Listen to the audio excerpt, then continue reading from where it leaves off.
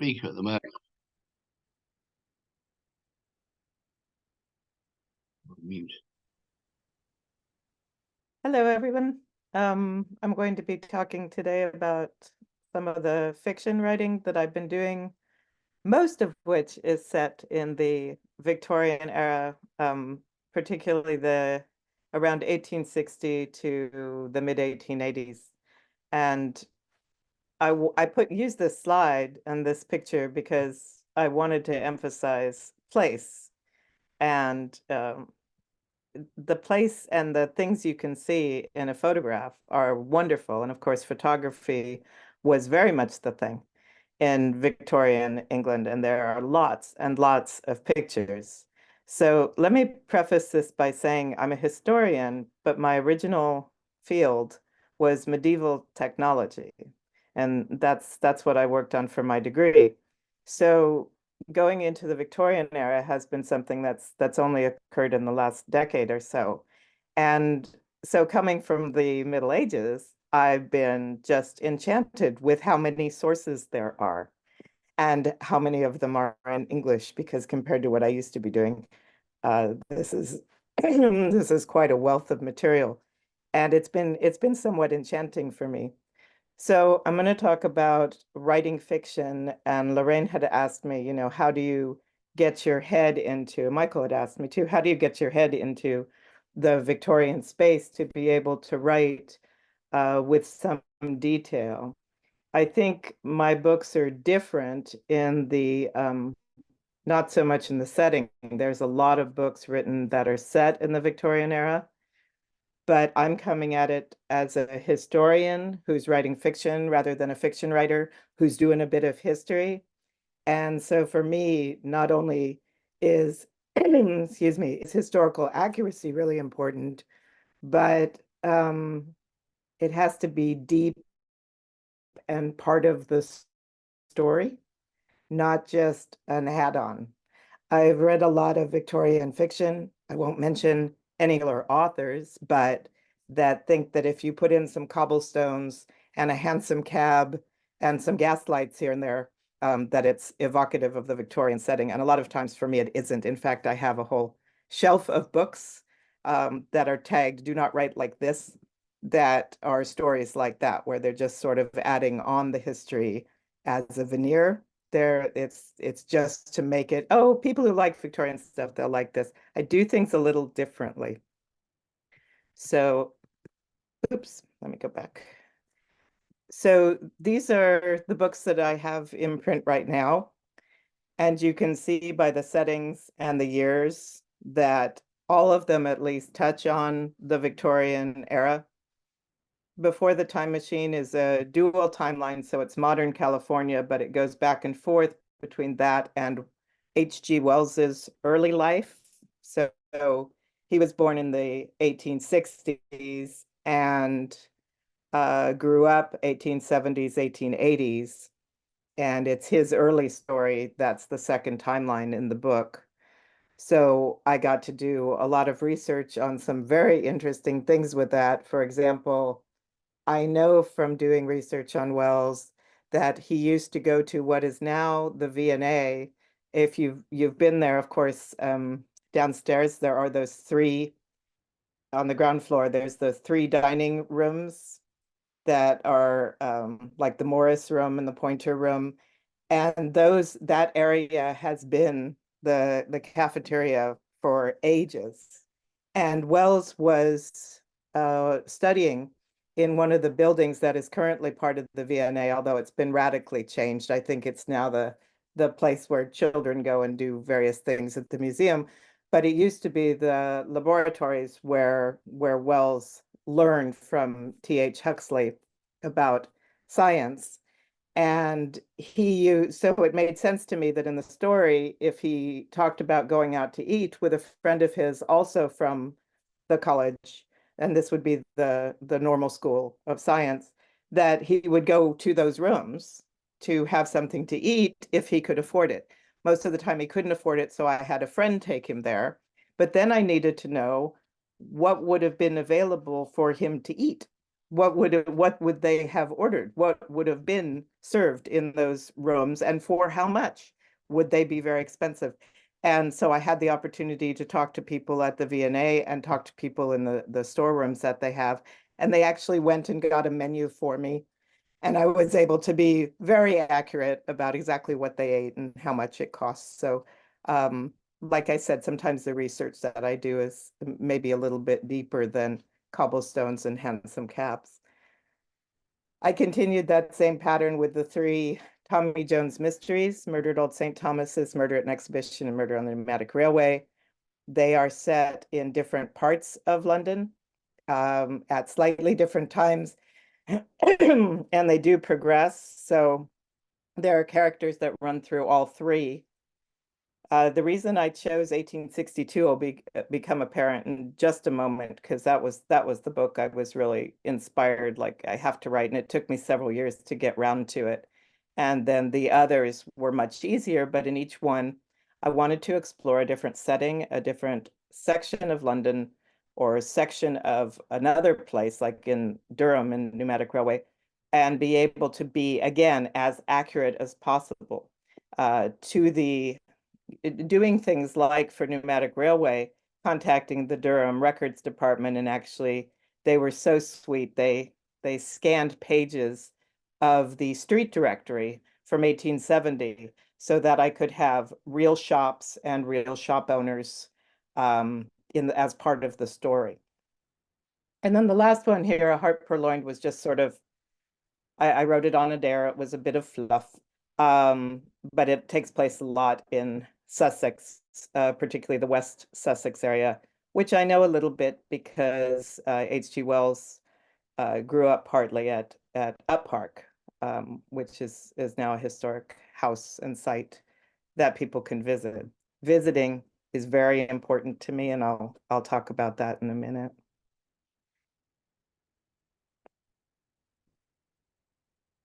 So the first thing I am going to talk about is place, because to me, it's the most important thing. Now, writers are told that the basic elements of fiction are supposed to be in this order. The plot first. You're supposed to come up with the plot, what the characters do. In my case, for mysteries, who done it and why and how. With a mystery, you're supposed to work backward with the plot. You know who done it, and then you write backwards.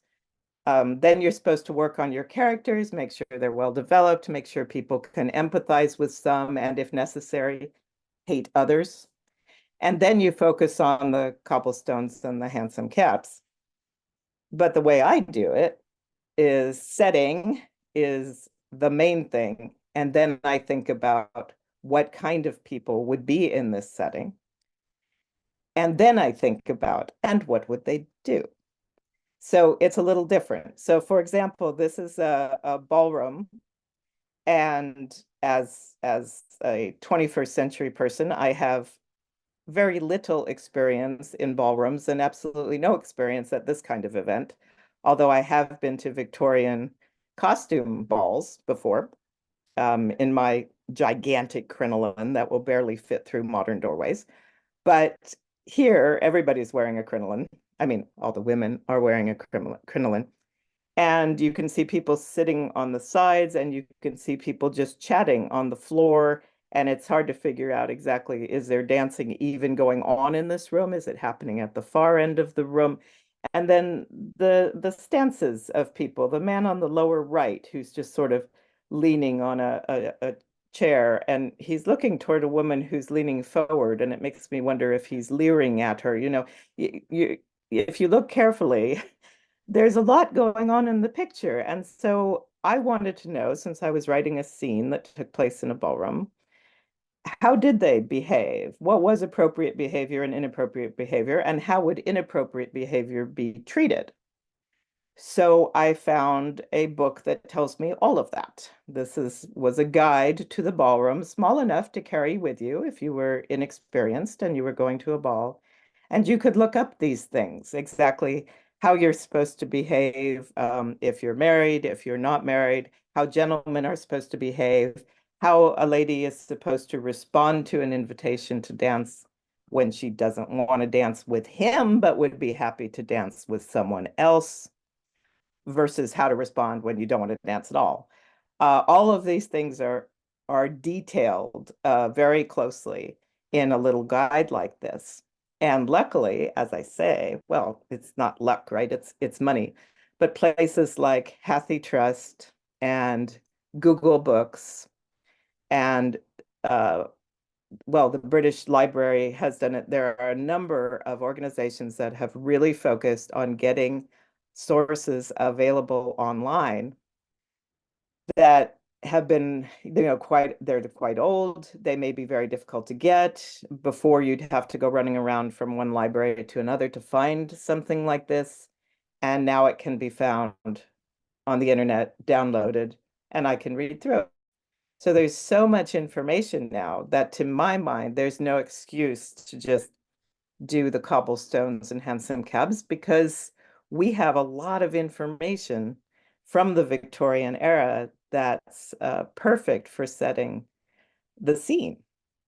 So I want to stop in the middle. I don't want to ramble on for 45 minutes. Comments, questions about setting? I can't hear you, Lorraine. Of course, everybody's been muted. So, no.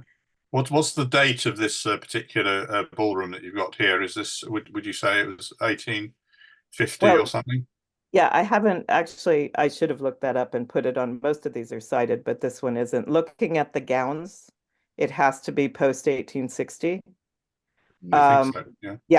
Yeah, just the gowns, the crinolines, the shape of the crinoline, that bell shape. Yeah. Was very difficult to achieve before 1859, and everybody's wearing it, so it's obviously not the new fashion. It's the fashion. So, but the gentlemen are wearing, their tailcoats are almost cut as 18th century, which is odd, right? They are even their stance, the way they're standing, is 18th century.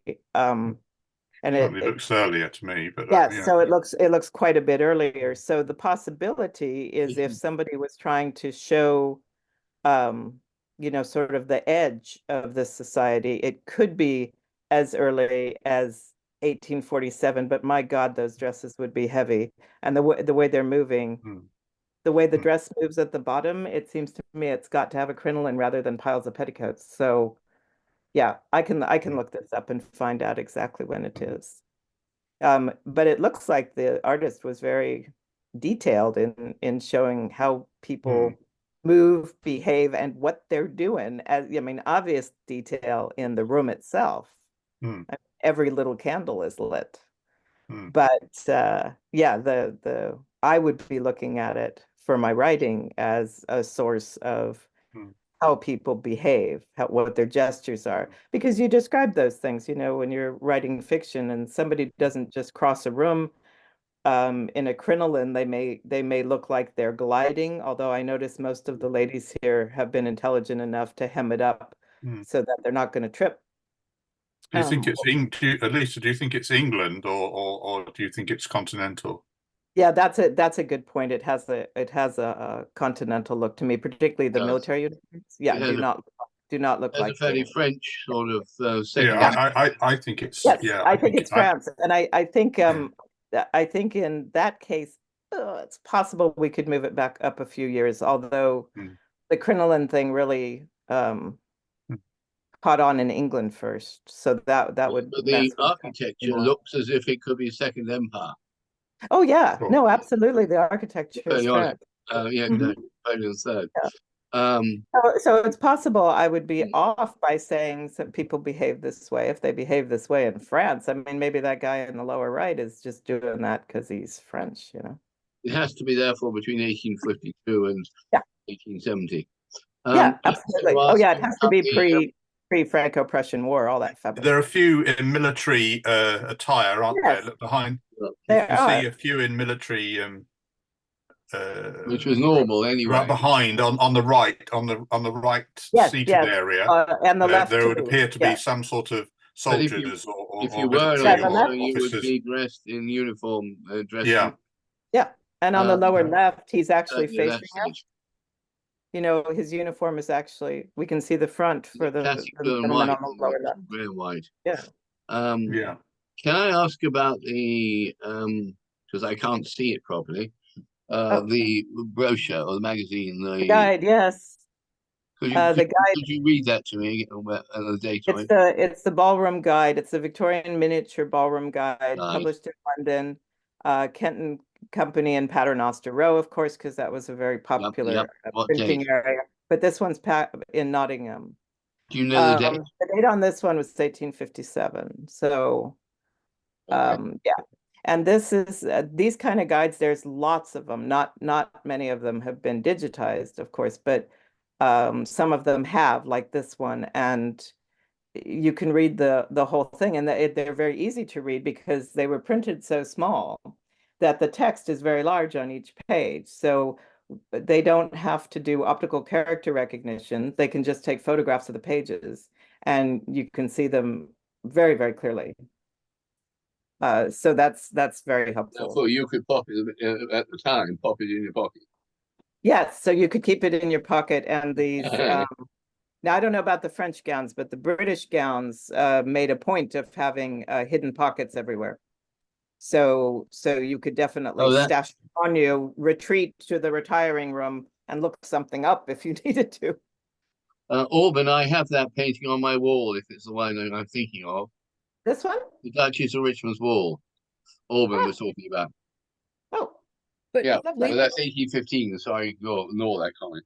Auburn made a comment then. Yep. Oh, all right. Yeah, I'm not watching the comments. Sorry. Okay. The- Sorry, I'll shut up. No, it's fine. the thing that strikes me, Lisa, is having read your book, all of those books, Yes. there's someone like me who knows something about Victorian things, but not maybe nearly as much as you do. Because you do such detailed research and infuse it into the story the way you just described, when I read those stories, especially the one about the colonel in the ballroom and all, you know, the Oh, the short story. Yes, sure. yeah, right. Especially that one in particular, because of this painting, I would say, as I read, I can visualize what's on the page. I'm reading words, but I see the picture. And That's I what I'm can hoping. see, right. I can see the picture because of your research. Yes, thank you. And that's why I get so annoyed with books where you can't, where you just are sort of being told, Exactly. there's this, there's that, there's this kind of lamp, is because to me, when I research it, I'm immersed. And the other story is where you were I don't want to jump the gun. Tell me if I'm jumping the gun, but where you research London and the map and the streets. I and will they get to reveal- maps. Yes. Okay, so should I hold this comment? Yeah, hold that because I will Okay. get to maps because maps are like obviously a huge part of the place. Right. Now this particular work, because that was a ballroom, and as we've decided, likely in France, this is Lambeth Market. And this particular painting, I don't know if Martin can help get an exact date. I was not able to find an exact date because he moved to London in the 1870s, but it's that Much this later was on, yeah. where, yeah, that this was 1880s. And it's much more difficult with the clothing to tell with the middle classes and the lower classes than it is with the elites. Well, Kind of it's probably, I would say it was, yeah, I mean, it looks consistent with Luke Fild's painting, you know, the admission to the poorhouse, you know, Yes. that one, which was 1878. right. So This is Mm. right dressing- about could possibly be that, but look at the gas lamp also might Yep. might be a hint to date as well. yeah, Oh, that those was were on. post 1870, but that doesn't, But- it's somewhere in there. I'm looking at the lady in the front with the children. Yes. Yeah. Certainly the style there would fit with that kind of date. Yes. Yeah. And and the hat with the one The bonnet and the kind of hat extreme foreground. Yes, with the shuffle. is kind of 1870-ish. Yeah. But the Yeah, woman. I would think early 1870s maybe, you know. Okay. That would then be that would be my one of my the guess, but I'm not. You know, it looks like if you look in the graphic magazine at that time, where the illustrators at that time, you can see things which are pretty similar to that. So yes. Well, he yeah. actually published quite a bit in the graphic, I think. Yeah. Directed did. Yeah. which was Zenith was really between you know, the 1870 and 1885, Right. wasn't it? Yeah. Yeah, Yeah. and that makes the most sense. That, I mean, that's when he came to London and started working. It's just for some reason I don't know why this artist is so hard to get exact dates on his stuff. But for me, what's really important about this is you know, it's much easier to find elite you know, people gathered together. And what's really nice is all of these works that show ordinary people, not just for the sake of making the viewer, you know, feel sorry for them and engage with their local charity, but to actually show how they lived. And I have market scenes in all of the Tommy Jones mysteries. And I had the reason I needed this work was right now I'm writing a prequel to the Tommy Jones mysteries, where he's a small child, and I needed market scenes and to kind of know what was going on. And the shoes at the front there just fascinated me.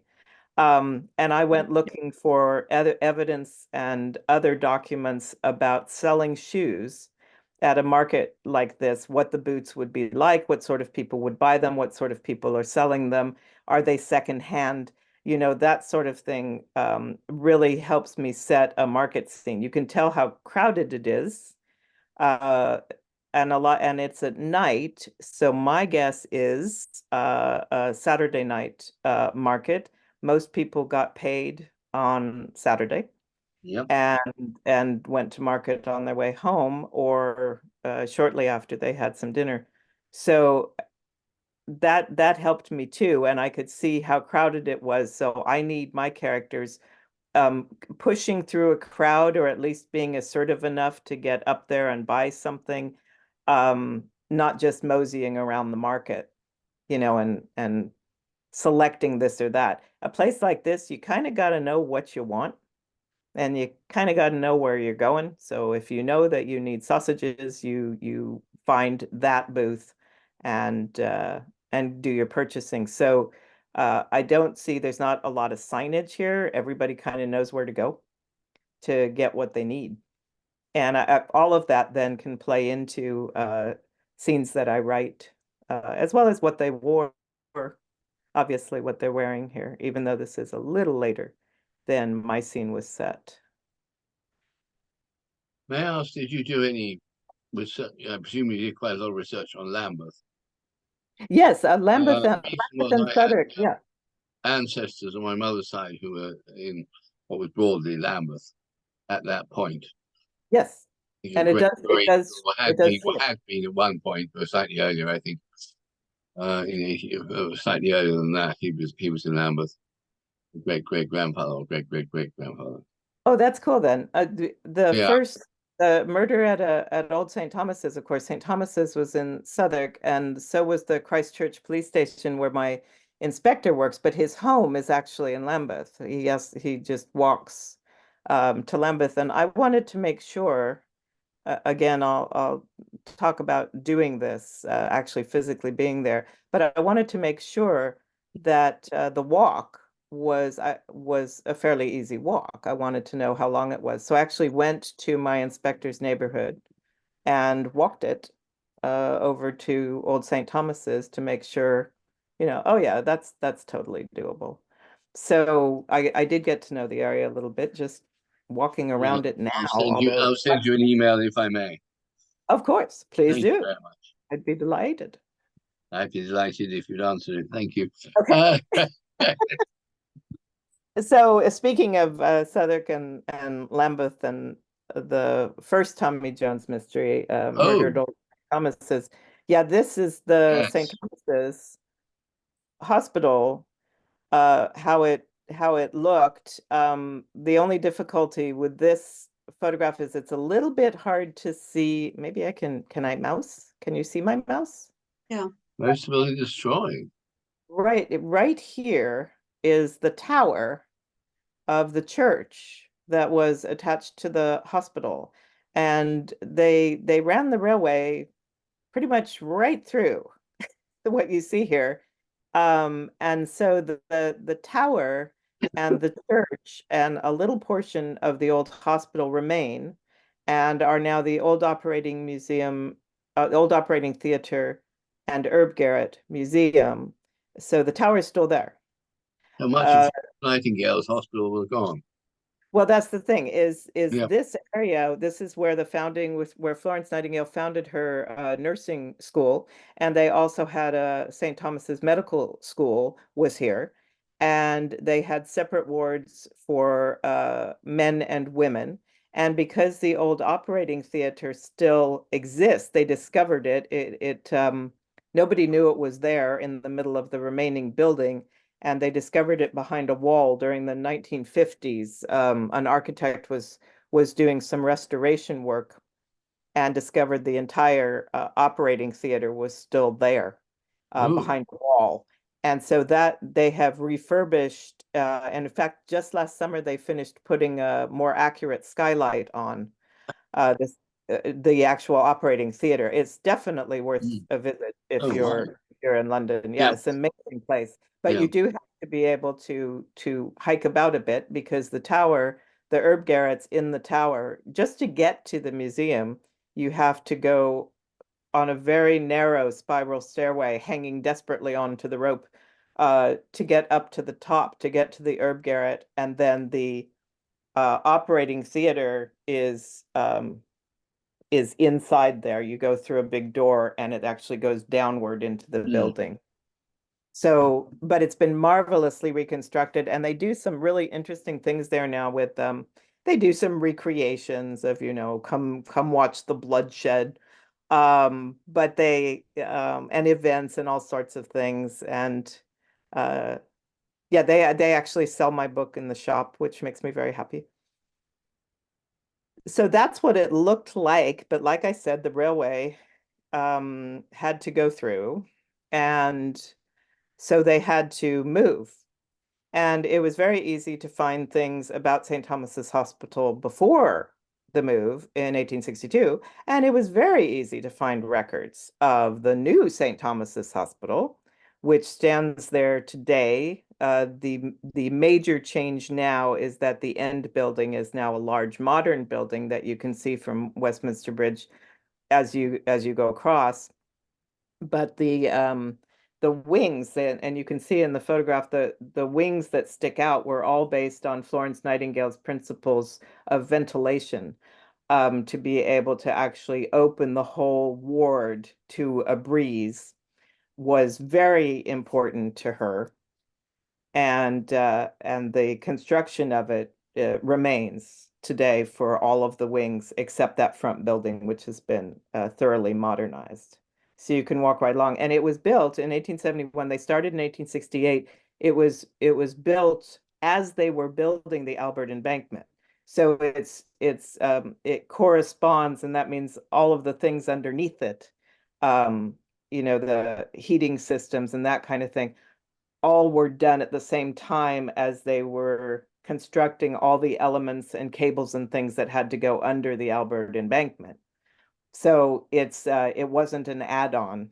It's sort of built in, if you like, to the whole embankment structure, which means that the hospital actually, a lot of their old systems still work effectively, unlike some other buildings that get tacked on to old infrastructure.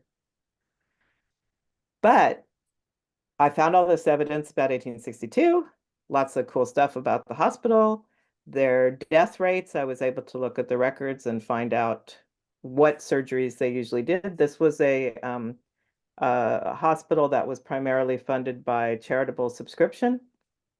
And it was a hospital that primarily took in the poor working class people who couldn't go elsewhere. And so the amount they would have to pay for a stay there was very small.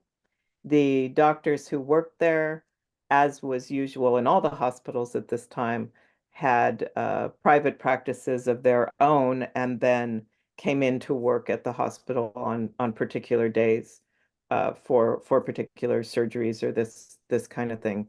They did have a women's ward, so they had women's specialists there, and their record keeping was just excellent. It's very easy to go through their records. Their death rate was a little high because they took in so many working class people who had crushed limbs. That happened in that traffic that we were talking about. That happened in construction industries. It happened in anything with large machinery. That hands and feet were often crushed in machines or run over, and they tended to take a lot of those cases. So obviously, since they're taking a lot of the, A as well as the E, they're really going to have a slightly higher death rate, and everybody expected that. But I'll get back to that in a moment. So my Subsidized, question, presumably, yes. sorry, but subsidized by charitable giving, presumably. Yeah, it was actually mostly ran on charitable giving. Yeah. It's primarily funded by charitable giving through subscription, and it was a service in many ways to the poor.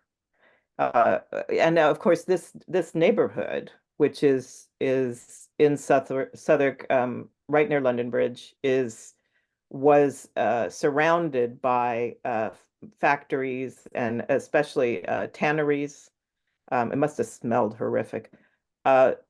This whole area was a deeply industrial area, so the kind of accidents that they dealt with, you wouldn't have to carry the poor man far to get him here.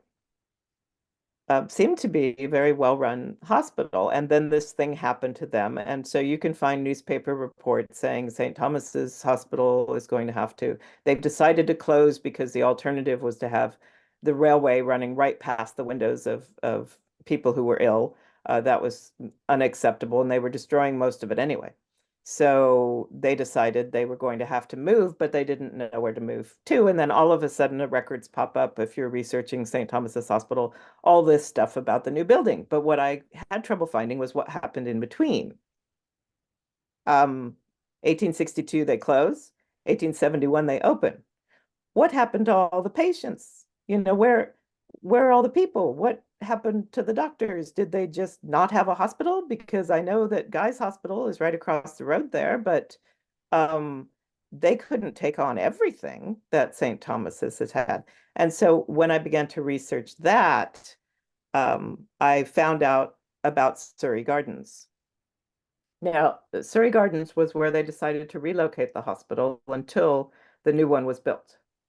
And Surrey Gardens, you can see in the upper right, was one of these pleasure gardens originally, but it had fallen on very hard times. And in fact, the main building there that you see in the middle of the color picture in the upper right had caught fire recently, and they had not had the money to restore it. That was the main building. It held events. People could get married there. They had parties there, celebrations and various things. And there just wasn't any money anymore.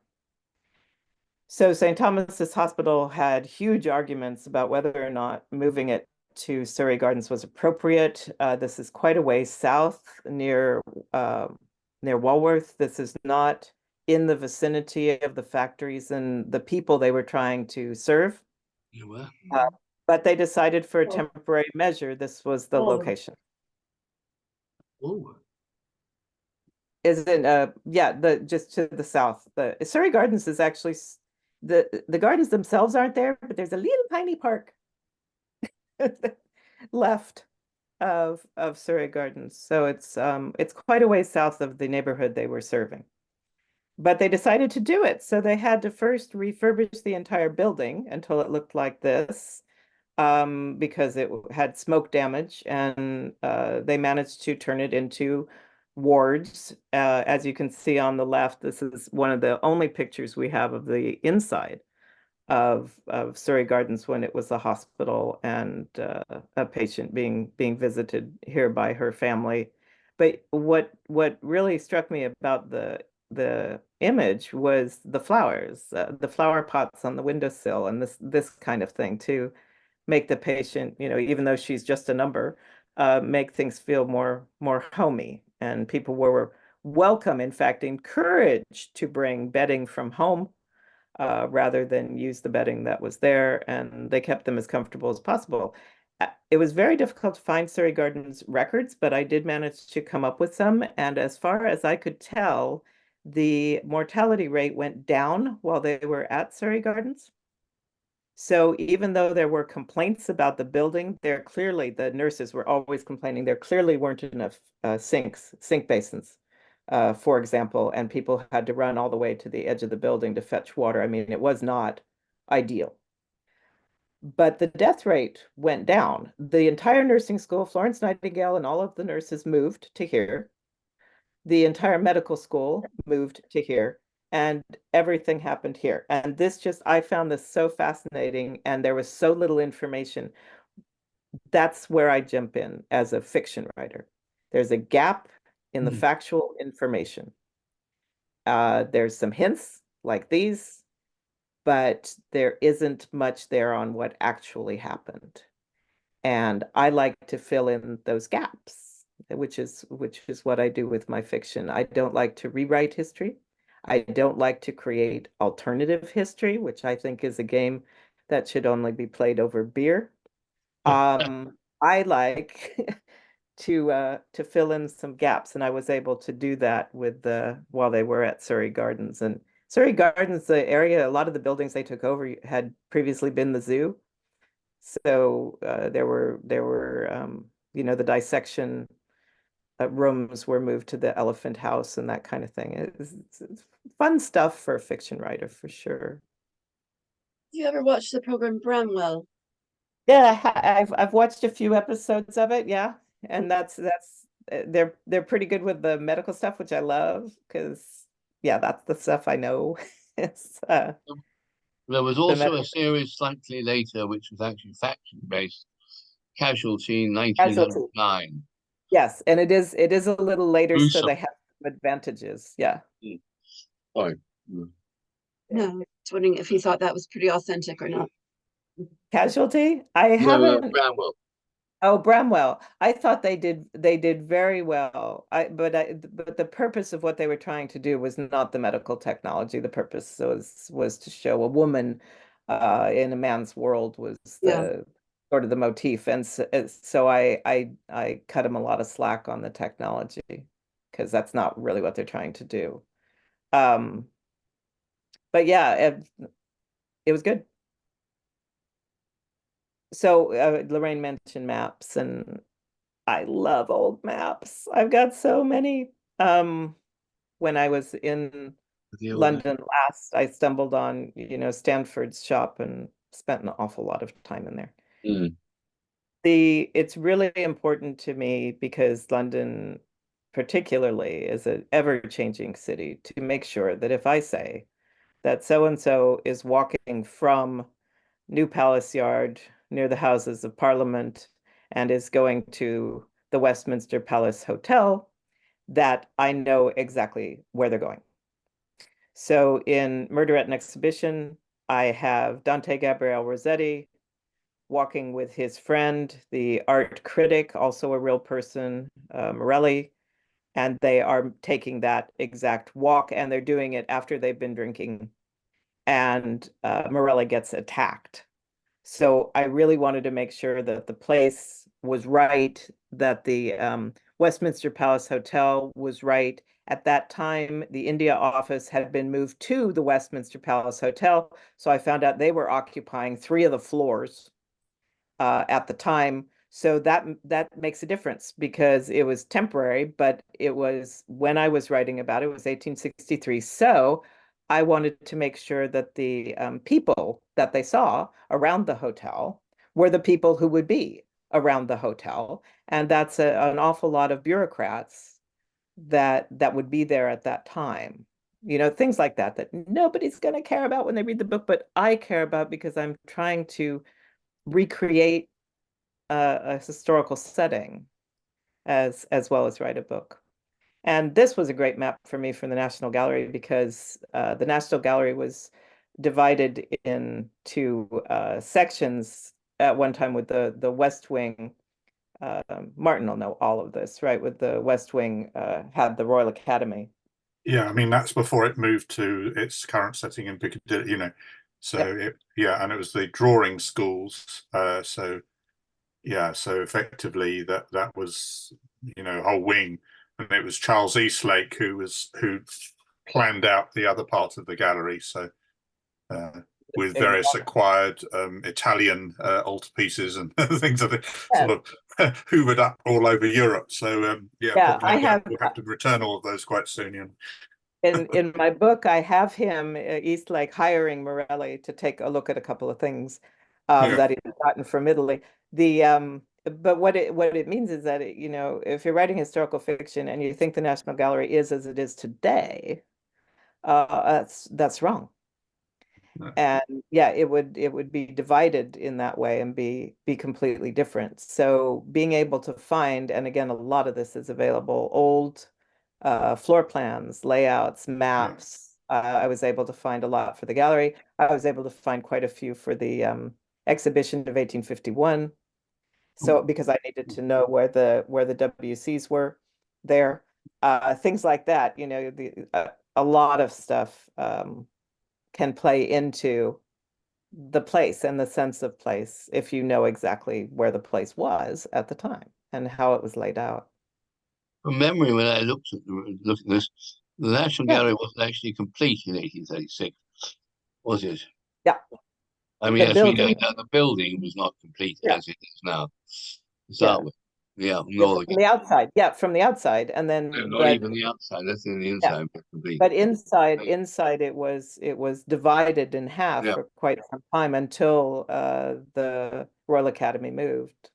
So, and that ended up being an important key to the mystery, because then I have the murder victim. His body is discovered in the Royal Academy part, not the National Gallery part. So you've got jurisdiction issues and access issues and all sorts of fun stuff I can play with. That's just, I love it. More maps. I've been able to find police beat maps. Now this one's from 1932, but if you look at the old map, the neighborhoods are set up in a similar way. I was able to estimate through this, and by looking at police constable handbooks that they kept. They had to keep a notebook on them and keep a record of what they did on their beat.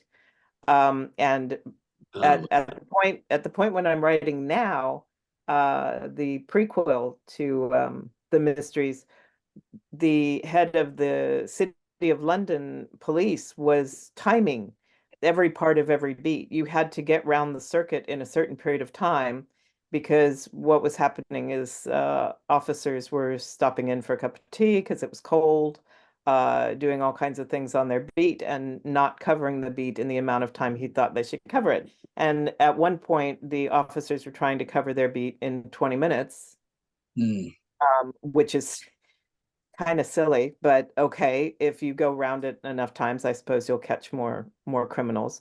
So I look at beat maps, and I also look at fire maps.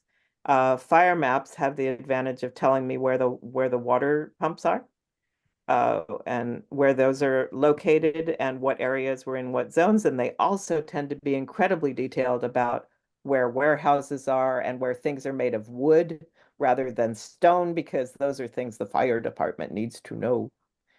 So that helps me a lot. I know which buildings, if I wish to have a fire, who's in danger. Yeah, these are hard to see just because they're small on the slide, but I have bigger versions of all of these if you're interested. I was just trying to show the variety of them.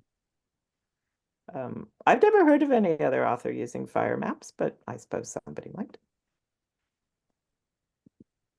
All right, characters. Characters are second, after place. After place. Lisa, yes. The comment that I was going to make before about the maps. Sure. Yes, the maps. So I like to think that I know London fairly well.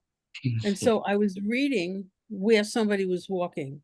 Yeah. And again, I was walking with them because Right. I knew exactly where I was supposed to be.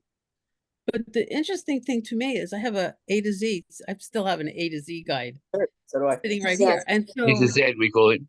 Yep, A to Z. you know, who uses that anymore? Are you using your phone? But anyway, I have it. We do. So when I got a little lost or confused, because you were writing it and it didn't seem like it was fiction, it's real. Well, where am I? So I would refer to Where it, am I? get back on track, and then continue reading because I knew where I was going. You knew where you were, and So that's how accurate the fiction is.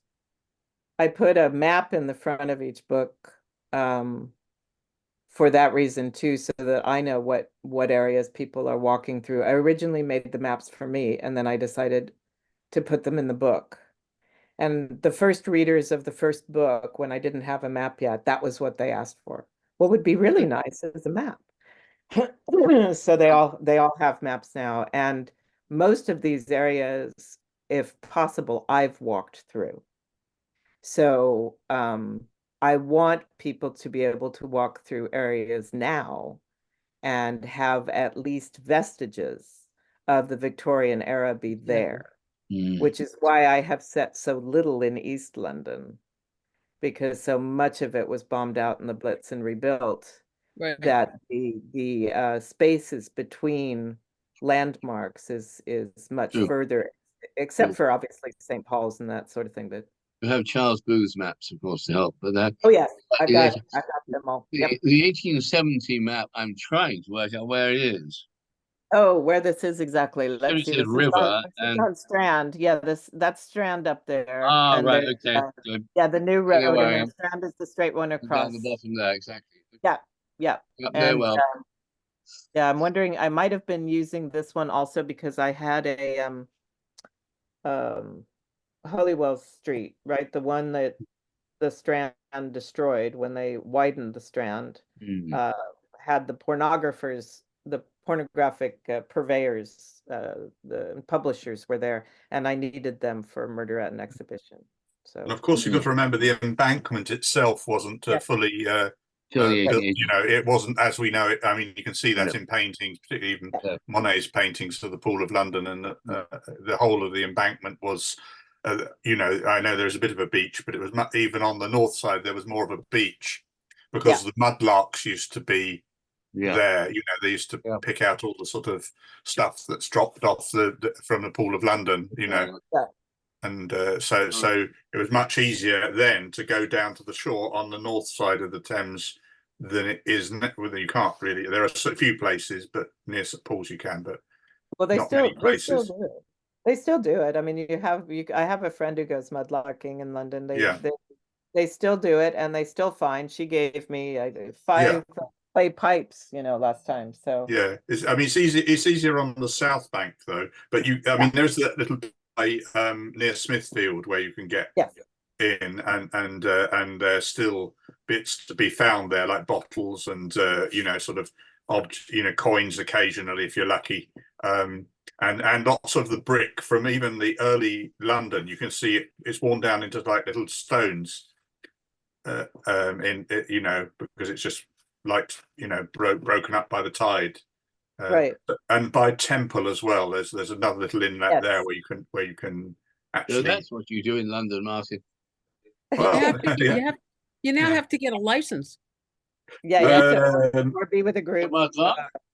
I don't think so. I mean, you can get down a lot. I mean, you know, you risk your health, I think, with some of the. Oh, definitely. Because there's a lot of sewage pipes and things. But anyway, I think you know there are people who do it. I mean, it's quite interesting, really. But of course, there was in Victorian times there was a whole industry about reclaiming stuff that had fallen over the edge of, you know, ships and things and barges, and lots of coal as well. People would pick out a lot of coal and for their own fires and that. So you know, it was quite a sort of little way of making money. And there's lots of paintings of various waif and strays in Victorian England who are doing that. Is their sort of that's their way of making a living, really. Yeah. And the map makers themselves treat that area differently from person to person. I mean, some Yeah. of them actually really detail, like where the steps go down and this kind of thing, and others just treat it like a wasteland. So Yeah.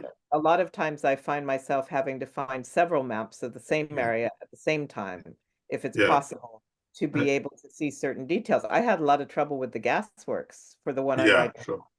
because the gasworks, some of them came and went, and some of them are shown when they weren't there, and some of them show the large circular. They called them gasometers, but they weren't. They're storage Mm, gas storage units, and some of them don't. You know, on mm, the maps, mm, depending on whether they thought that was important or not. mm. It was a And I little think there are architectural things too, like it's near Somerset House, there's the water gate, and the water right. gate was around the other way. It's all been reconstructed because actually that faced out actually onto the Thames, and it's a wonderful piece of sort of Baroque architect, you know, sort of, and that Yeah. was all moved into that park. So, Way and indeed, all that bit in front of Somerset House is all changed as well. So, Exactly. And in the case of St. Thomas's, they removed or I'm sorry, in Surrey Gardens, they had removed the actual gates and yeah, moved, and those keep moving around yeah, because they were and the gorgeous. wharf and various wharves as well. There's a number of wood, you know, wharves and things Yeah. and inlets which no longer exist after the embankment was established. It you know, there was a lot of that was completely sort of you know, and then when Yeah. Bazalgette got working on it, you get all the sort of drain, you know, kind of all the drainage and sewerage systems and things. Right. And, yeah. I'm trying to work out these maps He's of my my. hero. So I'm trying to work out these maps Oh, with wait, my I need to give you bigger with version. my Yeah. mother's grandmother's 1890s magnifying glass. But I wondered if you could possibly send me the City of London. The City of London fire map? Yeah, well, that's quite interesting Yeah, because sure. Yeah. I And I had needed, my great grandfather had a business on Cheapside. oh, sure. Yes, I'd be happy to. Thank you. Yeah, it's the City of London is where I'm focusing now because again, I like to do different parts of the city with each book, and so in the prequel, it's focused on the City of London, so I needed more from there than usual because I've got the City of London. I know that, and here's the setup for it was the City of London police and the Metropolitan Police hated each other, and they sparred continually, you know, even to the point where I may have told you before with the hat rack, the hat and coat rack, they they put one in the City of London police. They were taller. Their height limit, their height required to be a policeman for the City of London was an inch taller than for the Met. And so they hung their hat and coat rack higher on the wall and made a sign under it that says for Met visitors. Yeah. And so they've got, you know, trying to make him reach up or suggesting that the Met was lower down, this kind of thing. It was really kind of nasty, but I need the city to be able to. There's a rather fun series on that. Sorry, I mean your talk. Oh, is there? Yeah. I'm going to say at the moment, Miss Scarlet and the Duke. I'm sure some of you Yes, watch. yes, I have seen that, and I thought it tongue was in cheek, but hysterical. They rather fun. put that in there. Yes, and Yeah. they put the rack in there. I was so Yeah, happy exactly. because the City of London had a museum. It was in the basement of one of the police stations, and I went to see it a number of years ago, and it's gone now. And they had all Oh, that shame. stuff. I know they had all the stuff, and they were very uh, proud of the fact that they really would have solved the Ripper murders if they hadn't been handed over to the Met. Was basically the theme. Well, all those masons in the match. Yes. Oh, it was absolutely marvelous. Yeah. So, anyway, Carry on, That please. series is starting again on Sunday on PBS here. oh, is it? Oh, okay. That was fun. Two So about series Miss are coming. Scarlet and the Duke. The Scarlet and the Duke. Yeah, Right. It's quite fun. That's one of two series that the next version is coming back on Sunday. Yeah, it's great. They touch on a number of themes that I touch on too, which is always fun. So Right, Rossetti's. Characters. I create a lot of fictional characters that are combinations of various types of people who were around in at the time. But sometimes I like to use real people. Well, like I used Eastlake, for example, and Morelli, and of course Rossetti. Dante Gabriel Rossetti is just such a fascinating personality, and the time when I'm writing, he's older. He's in his 40s and 50s, so um, things are a little different for him than in his radical pre-Raphaelite, days. And so this photograph just fascinated me because it was taken by Charles Dodgson, and he apparently took, as you can see from the other one, several of the family. This is in their back garden, which I thought was far from beautiful, but the mother, Frances, didn't go out very much. She went to church, but they wanted it taken here, so okay, so he took the photos here. Dodgson, of course, is also known as Lewis Carroll, but he was very much into photography. Yep. Oh, yeah. And yeah, so sometimes if you look at a photo, I mean, you could tell by the way the man is standing a lot about his personality and the way he's looking at the camera and the way Christina isn't. It's very interesting, and sometimes being able to see an actual person in a photograph, and there's a number of depictions of Rossetti, and see him a little bit later in life. He's not as chubby as he's about to be, but be able to base a character on that personality and the other things that we know about him. I find the photographs really help. Is that in your book, The Murder at the Exhibition? Yeah, Murder at an Exhibition. Rossetti he's actually the only real person who's a larger character rather than a cameo. A lot of times, like Eastlake is more of a cameo. I couldn't find out that much about him. I found out a lot about his ambitions and what he wanted to do, but the personal life I didn't really want to get into. Same thing with Morelli. But this guy's, I just find him fascinating, and so I can. I'll have to get that one. I've read your old St. Thomas's. Oh, you read old St. Thomas's? Yeah, the Murder Yeah. at an Exhibition is the art one, and Rossetti actually becomes friends with one of my fictional characters, Joe Harris, who you might remember from the first one. And they end up being a big part of solving the murder. You have to read in sequence your books, so I don't know if this one follows the old St. Thomas's or not. You don't have to, Yeah. because I didn't want that to have to happen. But if people are interested in history and they want to read them in chronological order of the tales, then 1862 is the first one, 1863 is the second one, 1870 is the third one. And so if you want to see certain characters grow, some characters just aren't there, and other characters become more important. Jo Harris is hugely important in the second one. She was a minor character in the first one. She's a minor character in the third one. So I don't follow a lot of the rules you're supposed to have, always What's have the second one? What's the title of the second Murder one? at an Exhibition. Okay, so that would That's where follow. the bodies found in the Royal Academy side of the National Gallery. Yeah. So the Rossettis are one, and then just the current book I'm writing. I've got a fascination with Lady Emily Peel.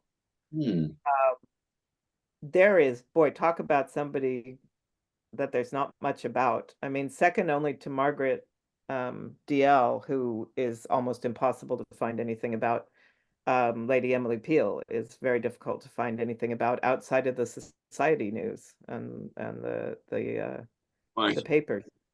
But she was the wife of not the Robert Peel, but grandson of Robert Peel, and who was also MP, an important person and all of that kind of stuff. But she had this thing about the dogs, and that's why I put the picture of her with the dogs too. There's borzois, is that how you pronounce it? These Russian hound things? What? Borzois, Borzoi. They're kind of dogs. Borzoi. I said Borzoi, but I wish we had a Russian. Anyway, Yeah, Yeah. she went and actually she got them from the Tsar himself. ah, And his kennels, and Yeah. she absolutely adored them, and she tended to bring them places where you normally don't do that sort of thing, and they terrified people. But looking at her photo, I just thought this is an absolutely fascinating person. And then I'll show you later, I found out she was involved in a court case that gave me a lot more to go on. But Isn't it? photographs of just Yeah, ordinary yeah. people also, yeah, also can be inspiring for characters. I mean, this couple, I don't know who they are. Nobody knows who they are. It's just a photo. But there's something about the way she's looking at the camera that indicates this is not a shy, retiring Victorian woman, particularly. Yeah, And it's been early looks, Victorian. yeah, he looks quite the romantic, Hmm. dandy. And you sort of look at it and go, The what? Daguerreotype or something of that period. It's Yeah, it quite is. early. Yeah, it might be an ember type. I didn't make a note, but The it's Peel, before you leave Lady Emily, yes, Lady you Emily. said her husband was MP. Well, there was a speaker Peel towards. Essentially, is Yes, that the same one who was yes, Speaker of the House of Commons? yes, and he made a speech at one point. I forget what it was that put him into um, a bad political category, and But he later became the Speaker of the yeah, House. yeah, he became the Speaker of the House, but he also a lot of he was kind of more controversial than one would expect given his position, because of a speech that he made at one point that where he stood his ground between the two major parties, and some people thought that was not being loyal. So The role of the Speaker. yeah, exactly. But Hmm. he was also expected to be loyal to his party. So but I thought she's really interesting. And then these unknown people might become characters someday. Like you How is say, she related to Robert Peel? The marriage to the they're grandson. married to the grandson. So she grew up in a house with she was one of seven, I believe, and her father was quite important. I'm trying to remember what his business was now. I have I to know get she back. loved Yeah, I've been writing a California cozy mystery right now, and I'm just finishing it up. So now I need to get back to this one. So I've not Um, caught up. do you know who the photographers were in that case? No, Oh, nope, right. I don't. Okay. Okay. Um, Part of his eat or something like that by the them. well, this one actually, the Lady Emily, I do have a note of who it is, but the photographer of the unknown couple, I don't know who that is. No, I meant the cast of his eat. Oh yes, no, I can find that because it was he was very famous. He did a lot of these for high society. I just don't have it. Okay.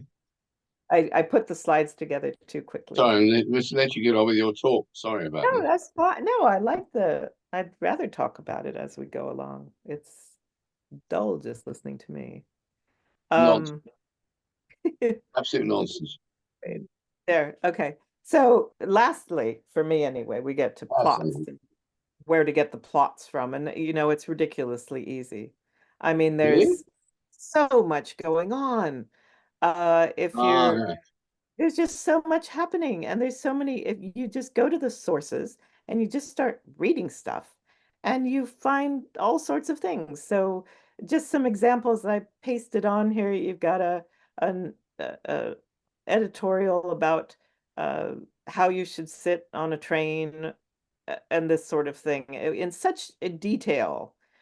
Fresh air is of greater importance even than the avoidance of drafts. A railway carriage full of passengers with all the windows closed will soon be filled with vitiated air that is insufferable and suggestive only of the black hole of yep. death. I mean, they're not holding back here. And it's so then they talk about the construction of railway carriages and how it really ought to be much better.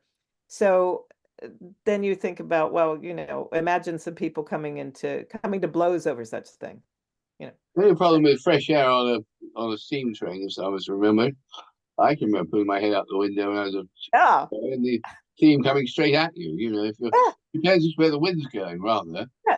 It depends where the wind's going, what time of year it is. Not something you'd want to do in Actually, February. and what areas you're going through. Of course, it could be Right. smelly. Yep. Yeah, right, exactly. Near the tannery, you probably want to close the windows. Or down here, the prisoners. I was researching prisons a great deal in Murder on the Pneumatic Railway. Our protagonist is actually in prison for most of the book, and so I was looking up kind of what they ate. I wanted to know what they were feeding him, and I found this, and I thought, wow, okay. Fascinating. Yeah, first of all, where's the Wow. fiber? Because there isn't any. Yeah, it's all in the bread.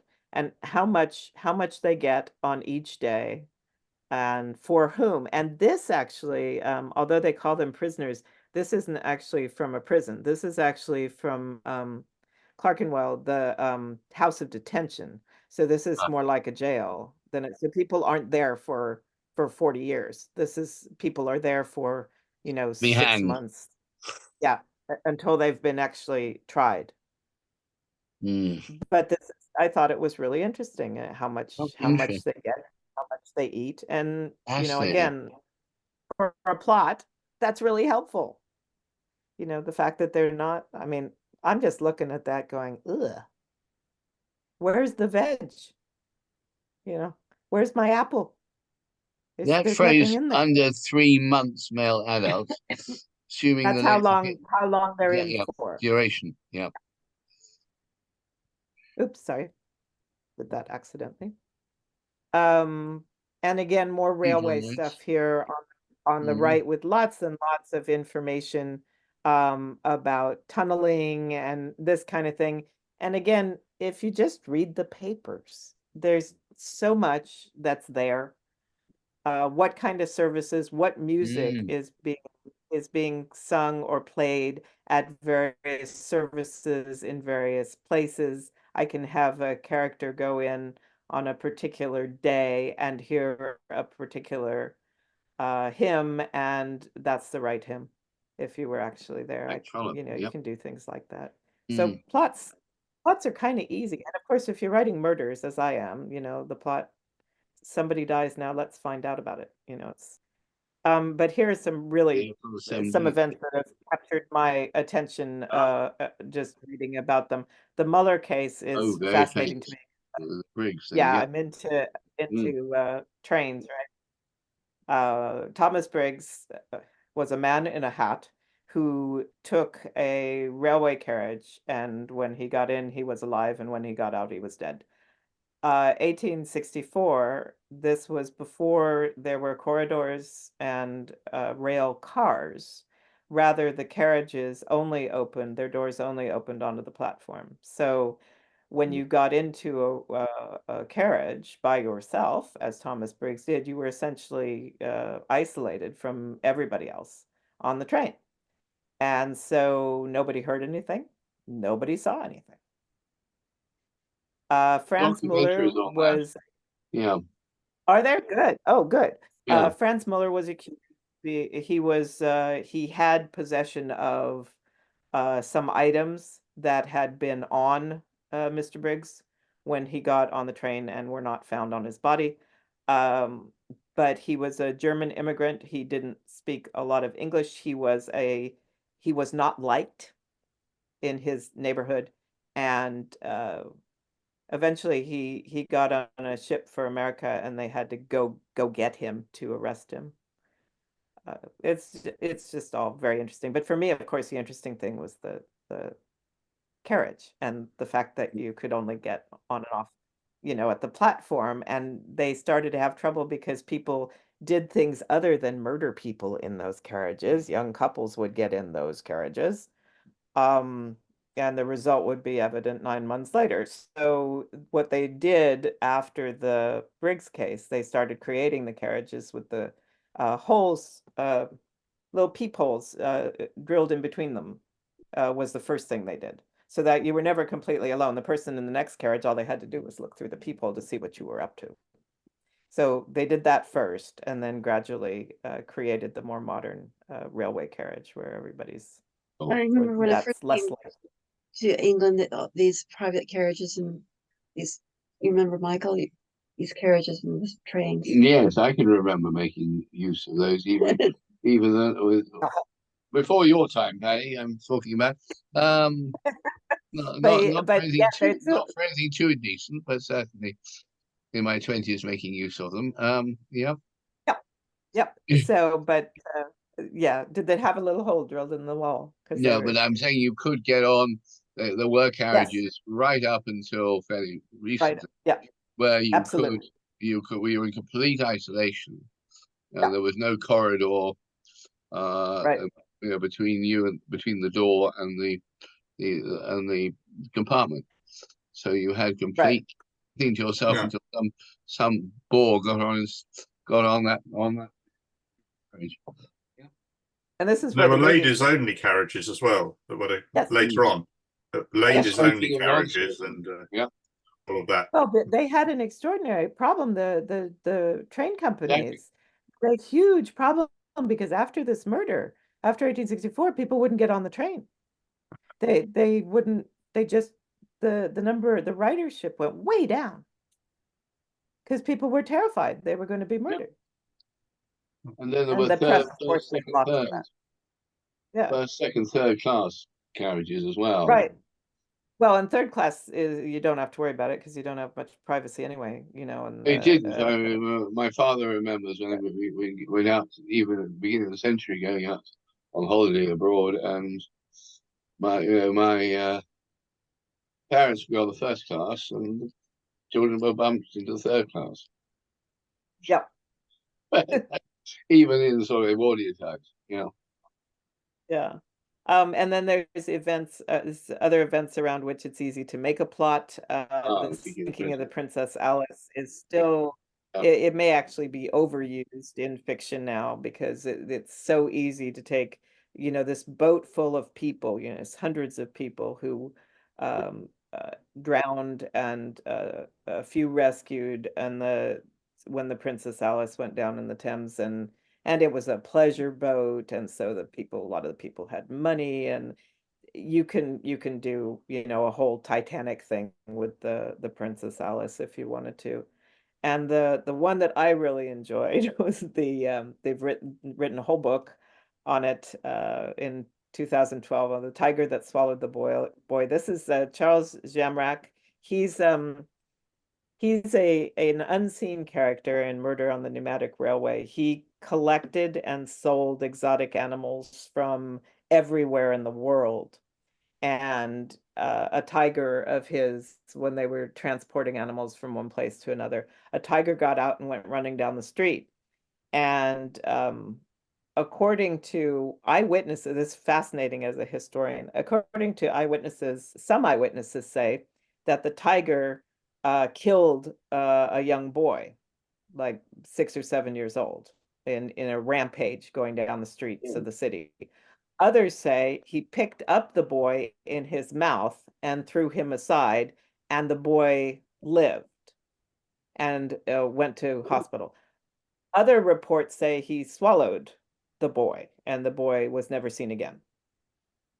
Jamrach's report, which was not written until much after this happened and is pictured here on the front cover, Jamrach's report says that somebody in the crowd got a crowbar, that the tiger had the boy in his mouth, and somebody in the crowd got a crowbar and hit the tiger over the head, and the tiger let the boy go, but the tiger wasn't dead, and so Jamrach himself grabbed the crowbar, and that's what you see in the picture, and clobbered the tiger to death and finally put an end to this whole thing.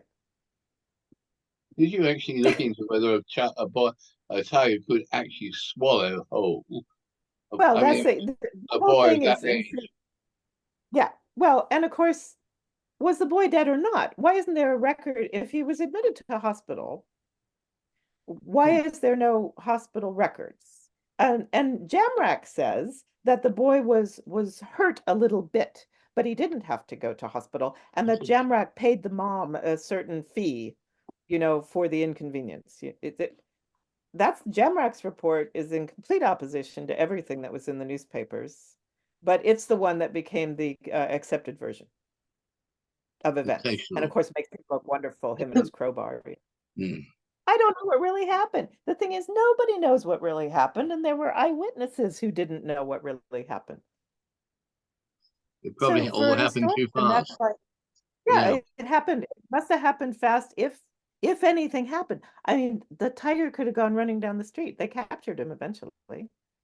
Maybe there was just a boy in the ray who jumped out of the way. We don't know. Well, they did an But again, autopsy to check whether the boy was yeah, inside. well, yeah, there's no death report. There's Right. nothing. We can't find this boy at all. But Jamrek Sorry. knows the mother's name because he paid her money. This kind of thing is a plot hole, as they call it, in which writers can have a great time, because you can't really be wrong with this one, however you write it. So these are ideas that you Um, have for future books, you think, or Oh have no, you? that the tiger and the boy I already mentioned, I think in the other one. This one is one I Then, had the future yeah. book, the one I'm writing now. That she, This is the Lady Emily Peel case that I found, and then I found the actual transcript from the Old Bailey proceedings, which are also online now. Is she was at the Crystal Palace Fancy Fair because she was manning a booth for charity that had all these things on it. And then a woman, and she was wearing the court case has a lot more detail, wearing raggedy clothes, walked away and had stolen something off the table and put it in her purse. And they took her into custody, and she begged, and she's actually a fascinating person. Her name was Emily. And then the whole thing ends up going to trial. At the trial, Lady Emily Peel, and this is one of the things I was looking at to understand her personality. Lady Emily Peel pled with the judge not to incarcerate her and not to punish the woman. They did anyway. But it was interesting to me. Usually, the victim who's of this class does not appear in court to plea for the defendant.